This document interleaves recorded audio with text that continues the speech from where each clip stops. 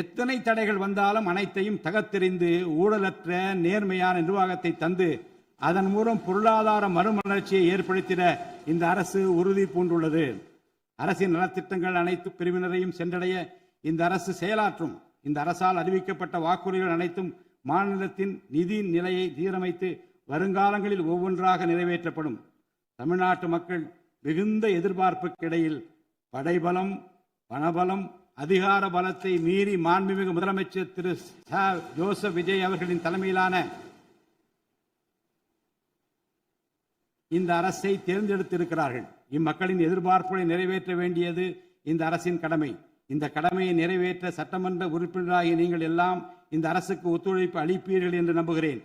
இந்த மாமன்றத்தில் நடைபெறும் விவாதங்களில் கலந்து கொண்டு அரசுக்கு ஆக்கப்பூர்வமான ஆலோசனைகளை வழங்குவீர்கள் என்பது எனக்கு ஐயமில்லை. பிறப்புக்கும் எல்லா உயிருக்கும் என்ற வள்ளுவரின் வாக்கிற்கு ஏற்றார் போல அனைவருக்குமான அரசாக, மக்களுக்கான அரசாக, வெறுப்பின்றி நேர்மையாக, வெளிப்படையாக, ஒளிவு மறைவின்றி இந்த அரசு செயல்படும்.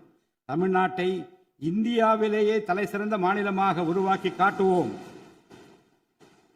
மற்ற மாநிலங்களுக்கு முன்மாதிரியாக தமிழ்நாடு விளங்க பாடுபடுவோம்.